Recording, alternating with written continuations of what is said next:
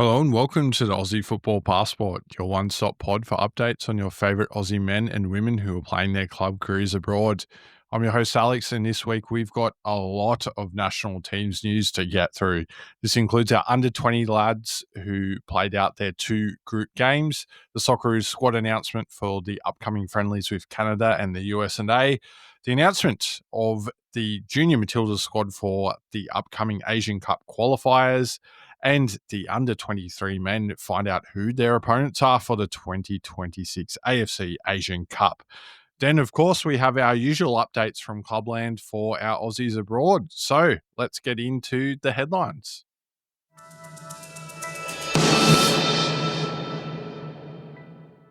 All right, headlines time. And let's start with some headlines for our ladies, where Mary Fowler has signed a new contract with Manchester City in the WSL. It'll see her continue her stay in Manchester until the summer of 2027. The 2024-2025 season saw Fowler score 6 goals and record 7 assists. She was the only Manchester City player to hit double figures for goals and assists across all competitions, and that was despite her suffering that ACL injury in April. Fowler's record-breaking season in Manchester saw her selected for the 2024-2025 PFA WSL Team of the Year, voted for by professionals across England's top division, and named on the list for the first time in her career. So congratulations to Mary. Now into some sad news for Emily Gilnick, who posted a message on her Instagram page yesterday about trusting the process. Does look as though she has torn her calf. That's pretty much confirmed in terms of her not being in Monterrey's squad for their 2-1 loss to Club America on the weekend. We don't yet have a timeline on her recovery, but we will keep you posted. Now, Junior Matildas head coach Michael Cooper has confirmed the 23-woman playing squad for the AFC Under-17 Women's Asian Cup qualifiers in October. Australia will face Singapore and the Northern Mariana Islands in Group E, which will be held at Bishan Stadium in Singapore, with qualification offering a pathway to the FIFA Under-17 Women's World Cup, which is being hosted by Morocco next year. The players will enter a pre-camp in Sydney on the 8th of October.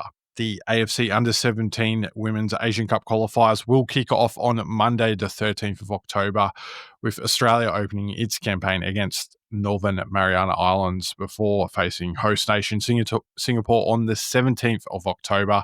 The group winners advance to the finals. So good luck to our girls, and we will keep you posted on that in the next episode. All right, now to the men's game, where our under-23s team has been drawn in Group D against top seed and 2013 champions Iraq, as well as Thailand and China. Of course, carrying on the tradition of getting a tough draw in true Australian style. But, of course, Australia have qualified for every edition of the tournament since its inception in 2013, after finishing top of their group in the qualifiers thanks to a 14-0 win over that side, again, Northern Mariana Islands, a 6-0 win against Timor-Leste, and a 0-0 draw against China in early September. You may remember that from an earlier episode. The top 2 finishers of each group will progress to the knockout stage, with the final set to be contested on January 24th, 2026. And of course, we will keep you updated as those games roll on by. No doubt it will be just around the corner the way this year has flown. All right, now let's get to under-20s World Cup action, where our young Socceroos were heavily defeated by Argentina 4-1 in their second group game of that World Cup tournament. Daniel Benny scored Australia's first goal of the tournament and halved the deficit in the second half, but it wasn't enough against a strong Argentina side. There were some VAR interventions that went against the Socceroos, including Argentina's first goal, which was initially ruled out for a foul but was overturned, while Australia's first goal was chalked off due to Thiago Quintal committing a foul when winning the ball back before scoring his goal. The lads brushed it off in their third and what turned out to be their final game of the tournament, defeating Cuba 3-1. Max Caputo scored a brace while Daniel Benny added his second of the tournament to help Australia to that victory. The result means that the young Socceroos finished third in Group D, and as mentioned earlier, it was not enough for them to get one of those best third place finishes to progress to the round of 16. An interesting tournament for the lads, no doubt a learning curve, and let's see if any of these lads get picked up, particularly the ones that are A-League based by an overseas club either in January or next transfer window, of course, in the middle of next calendar year. So congratulations to the lads on qualifying. We'd like to see a little bit more progress in future, of course, if we're being harsh judges on that one. Now, let's head over to the senior squad where Tony Popovic has made 8 changes from the September window into this current October international window. These include recalls for Matt Ryan, Jason Guerriard, Daniel Arzani and Mitchell Duke. They were all part of that June squad that got Australia to the World Cup next year. Nicholas D'Agostino and Cameron Devlin are called up for the first time under current coach Tony Popovic, while Fren Karasic was initially recalled after missing the September window due to injury. However, he has yet again fallen the wrong side of the injury curse, and he has now been replaced by Jacob Italiano, who is yet to be capped by Australia, but he has been performing quite consistently for Grazer AK in Austria, as you'd well know if you are a regular listener.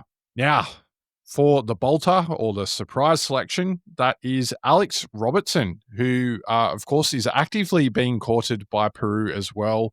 A bit of a tug of war. He can play for either Australia, Peru, or Scotland, given his bloodline. So a couple of options there for him, even England as well. But fair to say, he probably won't get picked up by England, particularly given the strength of their midfield currently. But Robertson, of course, has previously played twice for the Socceroos.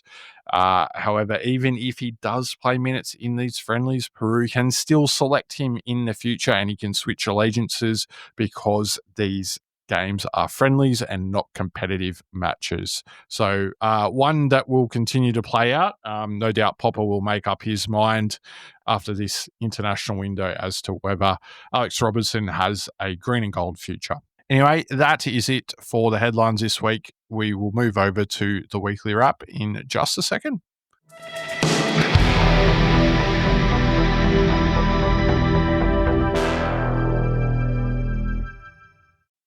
All right, weekly wrap time. And let's start with our ladies in the US&A, where Mackenzie Arnold played a full game in goal for Portland Thorns in their 1-1 draw with Chicago Stars.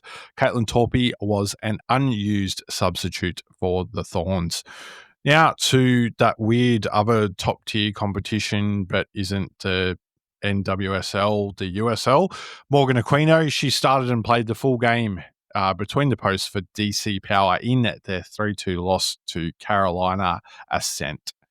Now, north of the border to Canada, where Carly Johnson continued to increase her minutes after injury earlier on in the year. She came on at halftime in Calgary Wild's 2-1 defeat to AFC Toronto.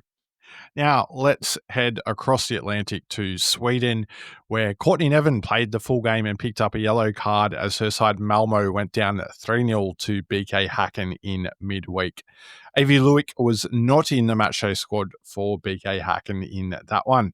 Nevin then backed up at the weekend, helping her side bounce back with a 2-1 win over Rosengard. She played the full game at left back once again. Jada Wyman, she played the full game in goal for AIK as they lost 1-0 to Hammarby. Now, Kristianstad grabbed a nail-biting come-from-behind 2-1 win over Vitsio, which included 3 of our Australians. Remy Simonson played 74 minutes for the winning side, Kristianstad, while Daniela Galic played 70 minutes for the losing side. And yes, that is right. There is one more player, but she will be mentioned later in the show, so you'll have to stick around to find out who that is. All right. Now to England, where Chelsea drew 1-1 with Manchester United. Ellie Carpenter started and played the full game for Chelsea, while Sam Kerr came off the bench in the second half, playing 19 minutes. Now to Manchester City, where they defeated Arsenal 3-2 in another nail-biter. Steph Catley started and played the whole game in defence, whilst Caitlin Ford started and played 67 minutes on the wing. Kyra Cooney-Cross was a late substitute, getting 11 minutes for Arsenal. And, of course, Mary Fowler, with her freshly inked contract, remains unavailable for City as she continues her ACL rehabilitation. Leicester City, they drew 1-1 against Everton in a battle of the Aussie midfielders. Emily Van Egmond played 79 minutes for Leicester, while Claire Wheeler played 68 minutes for Everton in that stalemate. Now, Katrina Gorry, she started and played the full game in midfield for West Ham as their woes continue. They lost 2-0 to Aston Villa. Tottenham Hotspur remained in the top three with a 1-0 victory over Australian-coached Brighton and Hove Albion. Claire Hunt started and played the full game for Spurs, while Charlie Grant was a second-half substitute. She got 3 minutes. Charlize Rule played the full game for the Seagulls.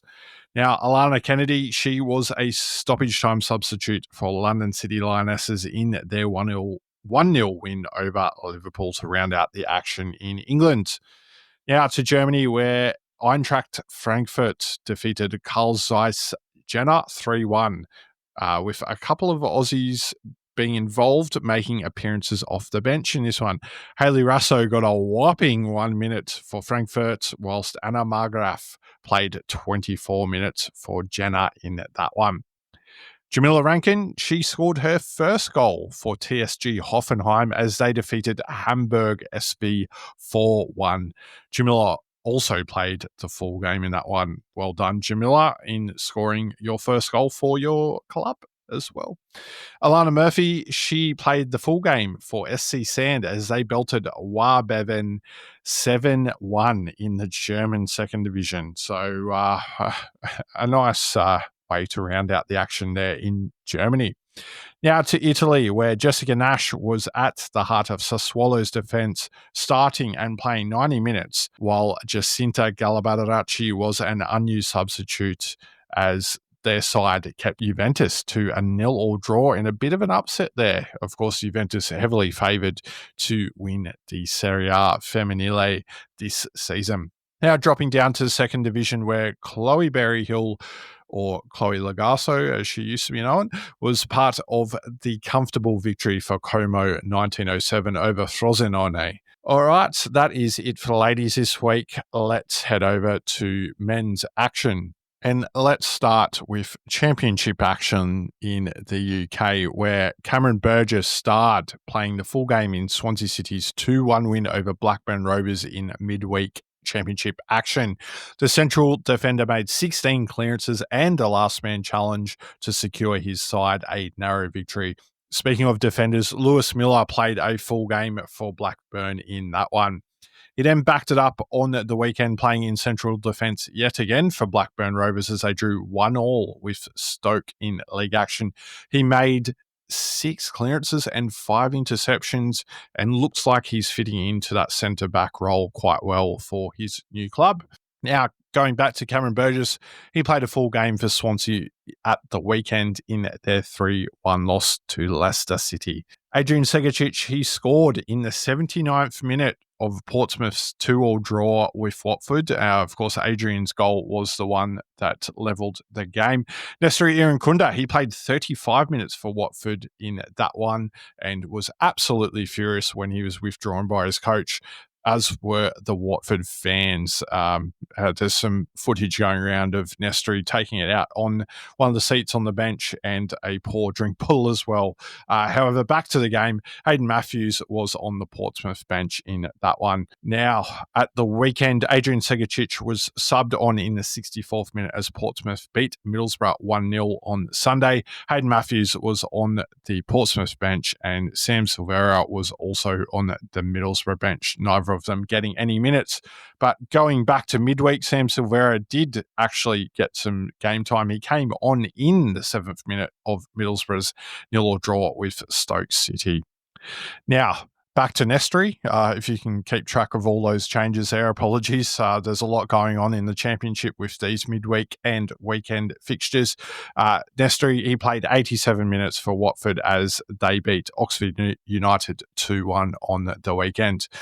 Now, Derby's Callum Elder, he played a full game for his side as they drew 1-1 with Charlton Athletic. Ashley Maynard Brewer remains on the bench, and it looks like he is the backup keeper these days for Charlton. Massimo Luongo, he returned to Millwall's team for their 3-0 win over West Brom. He played a full game in midfield for that one. All right, let's drop down a division to League One, where Joe Gauci kept a clean sheet for Port Vale in their 0-0 draw against Northampton Town. Rafael Borges Rodriguez played until stoppage time in Wigan's 1-1 draw with Plymouth Argyle. He also played in an unfamiliar role, playing at right back, even though he's normally a wing-up. He took to his new position like a duck to water. He won all 3 of his tackles and won 10 of 12 of his duels. So well done, Rafael, in his new position. Now, let's stay in the UK and head up to Scotland, where Kasuni Yengi came on in the 85th minute in Aberdeen's 3-2 loss to Shakhtar Donetsk in the UEFA Conference League, continuing Aberdeen's miserable start to the season. Nicholas Milanovic and Nick Suman were on the bench for that game. Now, fast forward to the weekend where they returned to Scottish League action, and Nicholas Milanovic came on after the 68th minute of Aberdeen's 4-0 win against Dundee FC, finally breaking their duck for their first win of the season. Nick Suman was on the bench as the reserve goalkeeper, while Kasuni Yengi was not in the matchday squad for that one. Martin Boyle and Jack Idale both played a full game for Hibs as they lost 1-0 to Hearts in the Edinburgh Derby. Cameron Devlin made the difference in midfield for Hearts, completing 66 of 73 passes and playing the full game for his side. Keanu Bacchus came on at halftime in St Mirren's 2-0 loss to Kilmarnock on the weekend. Now, Apostolos Stamatolopoulos, he managed to score a brace in his 76 minutes on the pitch as his side Motherwell unfortunately went down 3-2 to Celtic. The striker has 3 goals and 1 assist in his last 2 matches and is in red-hot form, so a bit of a surprise not to see him in that Socceroo's side. He was joined by Johnny Katrombus, who also started and played 67 minutes, while Oscar Priestman played 11 minutes off the bench for Motherwell.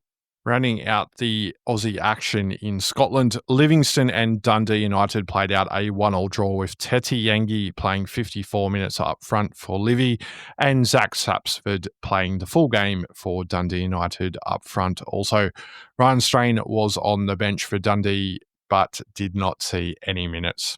Now, let's head to Italy, where Alessandro Ciccardi played a full game for Parma as they beat Torino 2-1 in their first Serie A win this season.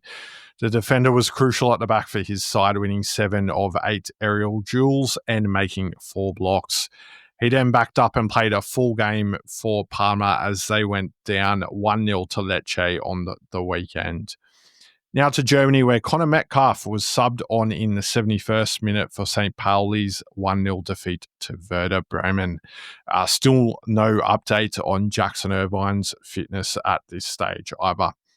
Now let's head to Spain, where Al Amabil came on in the 81st minute of Castellon's 1-0 win over Leganés in Spanish second division action. Now to the top flights, where Matty Ryan earned a clean sheet in a strong performance for Levante as they beat Real Oviedo 2-0. To Croatia, where Fran Karasic played 75 minutes for Hajduk Split in their 1-0 win over Vukovar 91. Anthony Kalic played 10 minutes off the bench in the same game. Now to the Netherlands, where Jordan Boss had some week. He was subbed on in the 86th minute as Feyenoord lost 2-1 to Aston Villa in Europa League action. He then backed it up, playing a full game for Feyenoord in their 3-2 win over Utrecht in Dutch League action. Boss then claimed the Eredivisie Player of the Month for September. The fullback is the first Australian to win the award. So congratulations. And that's quite impressive considering some of the Australians we've had play in the Netherlands over the years. Of course, Brett Emerton being the one that springs to mind off the top of my head. Adam Rustic picked up an assist playing a full game as Heracles Alamelo lost 2-1 to FC Twente. The midfielder has assisted in back-to-back Eredivisie matches heading into the October international window, so hopefully he carries that form forward into those games coming up against Canada and the USA. Now let's head to Austria, where Marco Tilio played the second half of Rapid Wien's 4-1 loss to Lech Poznan in the UEFA Conference League. He then continued the sub role as he came on in the 69th minute for Rapid Wien's 2-1 loss to Red Bull Salzburg in Austrian League action. Jacob Italiano, he played a full game for Gaza AK as they lost 3-1 to Wolfsberger. Noel Botic, he played 74 minutes for Austria Wien as they lost 1-0 to BW Linz. So not a happy week for our Australians in Austria, was it? Pretty fair to say, I think. All right, over to Denmark, where Paul Itzo put in another strong performance as Randers lost 2-1 to league frontrunners Midtjylland. He made 3 saves, however, so it could have been a lot worse for his side. Mohamed Toure also played a full game for Randers in that one. The lads then backed up at the weekend. Itzo was in goal again for Randers and produced a match-winning display, making 8 saves in the 2-1 win over Viborg. Now to Norway, where Nick D'Agostino came on in the 71st minute for Viking as they won 3-0 against Brann. Gianni Stensnes was in the matchday squad but did not get off the bench. Now to Czechia, where Garan Quol was subbed on in the 59th minute for Sparta Prague's 4-1 win against Shamrock Rovers in UEFA Conference League action. Garan did not see any minutes at the weekend as Sparta Prague went back to Czech League action. Now to Northern America, where Patrick Yazbek played and was taken off after the 80th minute of Nashville's 2-1 US Open Cup victory against Austin. Well done to Patrick on winning his first bit of silverware with his American club. He then backed it up on the weekend, coming on in the 78th minute of Nashville's 1-1 draw with Montreal. Giuseppe Bobbolina was subbed on in the 85th minute of Vancouver Whitecaps' 4-2 win against Vancouver FC to claim the Canadian Championship. So well done, a couple of Aussies winning some silverware in Northern America. Aidan O'Neill, he played the second half for New York City FC as they lost 1-0 to Philadelphia. Kai Rolls, he played a full game for DC United in their 1-0 loss to Charlotte FC, where Archie Goodwin came off the bench to play 17 minutes for Charlotte. Ariof Piol got 1 minute of game time for Real Salt Lake in their 1-0 win over the Colorado Rapids to round out action in Northern America. Now, finally, let's head to Japan, where we had plenty of minutes for our players. Mitchell Duke, he came on at halftime of Makeda Zelvia's 0-0 draw with Johor Darul Tazim in AFC Champions League elite action. He was then subbed on in the 65th minute of Makeda Zelvia's 2-1 loss to Sanfrecce in the J-League on the weekend. Jason Geria, he came on in the 84th minute of Albirex Niigata's 1-1 draw with Fagiano Okayama. Thomas Deng, he came on after 64 minutes for Yokohama F. Marinos in their 1-0 loss to Kashiwa Reysol. That is it for the weekly wrap. We got there in the end. Players of the week coming up next.